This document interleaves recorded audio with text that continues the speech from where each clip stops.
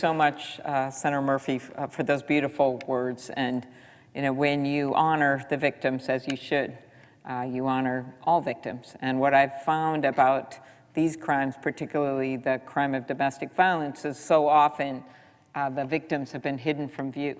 It's a crime that takes place in someone's bedroom with the door closed. It's a crime that takes place in a house that no one ever sees.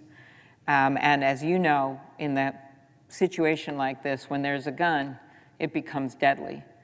And one of my memories when years ago, a police officer in a small town in Minnesota responded to a domestic violence call. And what a lot of people don't know is that oftentimes those are the most dangerous calls police officers take. And it was a victim who had called the police, very young, and it was someone who had severe mental illness problems, her boyfriend. And the police went to the door, doors answered, and the guy shot the police officer. And he was wearing a bulletproof vest, but he shot him in the head. And I was at that funeral. And it's a reminder that the crime of domestic violence isn't just about one victim, it's about an entire community. And as the widow walked down the aisle of the church, she had her two little boys with her, and then she was holding this little girl in a dress covered in stars. And the last time that family had been in that church was for the nativity play that the boys were in, and the dad was sitting proudly in the front row, and now they were at his funeral. That's what we're talking about with gun violence. And I join my colleagues on the floor to honor Americans whose lives were cruelly and unjustly taken from us by gun violence. And I'm going to read some names of people that should never be forgotten. In Alabama, Chase Green. In Arizona, Isaias Garcia Tovar, Sr., Isaias Tovar, Jr., and Delia Noriega. In Connecticut, Dwania Turner. In Delaware, Demir Chambers. In Florida, Ernest Bug Riggs, Jr. In Illinois, Brenda Poss Barnes, Greg Barnes, Sr., and Daniel Kinney. In Indiana, Janelle Neal. In Kentucky, Kenya Renee Cunningham, DeMontre Rhodes, and Catherine Bryan. In Missouri, Johnny Jones. In Ohio, Alonso Lewis. In Tennessee, Kevin Nibisi. In Virginia, Eddie Jenkins. In Wisconsin, Kevin Cloth and Kevin Schneider. Those are just 20 names out of the thousands of people lost to gun violence every year, an average of 100 gun violence deaths each day. That's 3 classrooms of children. We also know the communities where mass shootings occur will never be the same. Atlanta, Georgia, Boulder, Colorado are now part of the ever-growing list of cities and towns forever altered but never forgotten. Midland, Odessa, Dayton, El Paso, Virginia Beach, Pittsburgh, Parkland, Las Vegas, Orlando, Charleston, Newtown, to name a few. And I'm greatly saddened that my home state of Minnesota also has communities on that list. On average, someone is killed with a gun every 21 hours in my state. That is 422 people each year. Tonight, I'm going to focus on the loss of 2 women from Minnesota, both of whom were healthcare workers, and both were moms. For the past year, frontline healthcare workers protected us from the pandemic.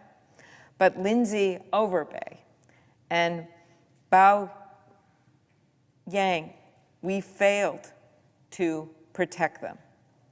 In February, Lindsay was killed in a horrible shooting at the Allina Health Clinic in Buffalo, Minnesota, where 4 of her coworkers were also injured. This just happened last month. She was a medical assistant at the clinic and devoted her life to healing others. She had a wonderful laugh that would make a room spark to life. Her husband said that her laugh was so distinctive that if you walked into the clinic and you heard her laughing, you knew exactly who it was. The spark of her own life was her family, her husband of 10 years and her beloved children, an 8-year-old boy and a 5-year-old girl. Friends said that she lived and breathed her kids, that she cherished every moment spent with them. Her field of cardiology put her in contact with older patients whom she loved caring for because she said, quote, "They are at an age where they say what they are thinking," end quote. It's gut-wrenching and heartbreaking to think that Lindsay won't get to that age, won't get that happy freedom, won't get to see her 2 children grow up and graduate and have families of their own. It has been reported that the shooter, some described as a disgruntled patient, had previously made threats against the clinic. Although we don't know whether this tragedy could have been prevented, in some way we know it could have been. We should be doing more to encourage states to pass common sense laws and get passed laws right here in this body that allow family members or law enforcement to get a court order to temporarily prevent a person who is in crisis from buying a gun. By the way, Senator Murphy knows this. After Parkland, I was in the White House when Donald Trump was president. I was seated across from him. I was seated next to former Vice President Pence, and I was there because of the domestic violence bill that I lead. And I still have the piece of paper where I wrote the hashtags down on a piece of paper when Donald Trump said that he was for universal background checks, not once, not twice, not 3 times, multiple times. And when we talked about this very issue, the idea of getting a court order to temporarily prevent a person who is in crisis from buying a gun, something that Vice President Pence supported because of what had happened in Indiana, and they had a similar law, President Trump said he was for it, that he was for this stuff. And then what happens? And we all know this. The next day, 2 days later, after this meeting that we had that was on TV, he met with the NRA, and he backed down. We can't keep backing down, and we know we now have a president in Joe Biden that will not back down. So here's another story.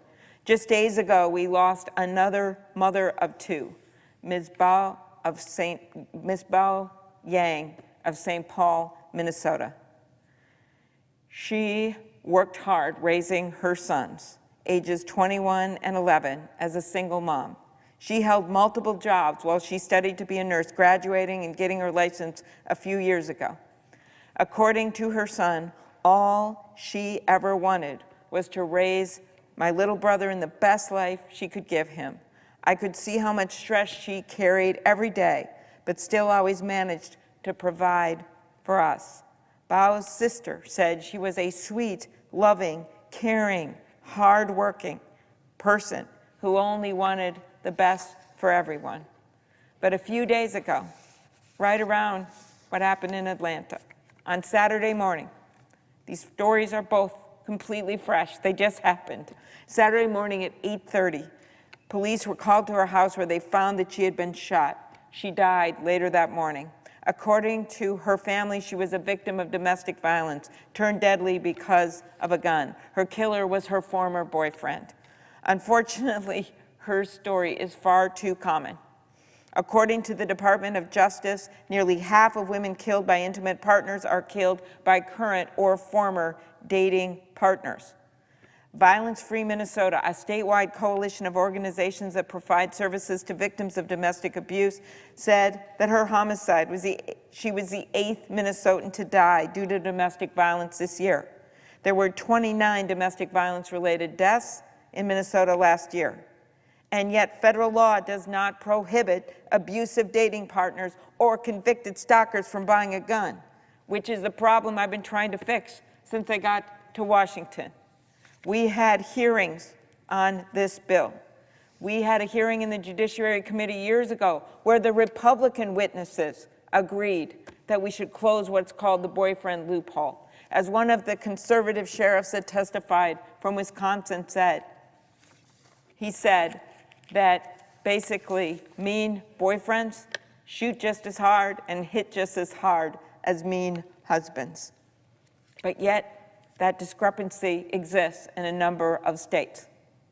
And what just happened just a few weeks ago? The Violence Against Women Act passed in the House of Representatives, Senator Murphy. It passed in the House of Representatives with 29 Republican votes, and that provision is in there. That is now coming over to the U.S. Senate, and it's been one of the reasons this bill has been stalled out. I do not know how, after what we have seen with the numbers of domestic violence cases, after the story I just told of a woman we just lost this weekend, how, after what happened in Atlanta, we cannot acknowledge this violence against women, in particular against women of color. So this is one thing that we can do right now. We literally can pass that bill as we work on background checks and all of the other things that we need to do. And I will end with this, since Senator Murphy, what happened in his state with the Sandy Hook shooting was forever etched on all of our minds and memories. It still goes down for me when people say, what's your best day in the Senate? I talk about a bill I passed of maybe little note to some involving a young girl that was killed as a result of a swimming pool tragedy. And we fixed that rule about pools. And at least a few years ago, no one had died since. And then they asked what the saddest day. For me, the saddest day is when the background check, the bipartisan background check went down, because those parents that Senator Murphy knows so well were in my office, and I was one of the several senators that had to tell them that no, even though they had the courage to come before the Senate, in particular, one woman who told me that story of waiting in the firehouse, waiting as one by one the kids would come in, and pretty soon they knew that they would never see their little boy again. And now she just broke down crying, remembering the last thing she'd seen him do, which was point to the picture of the school aide on their refrigerator. And as she sat there, crumpled on the floor, crying, she thought of that aide and thought, she'll never leave his side.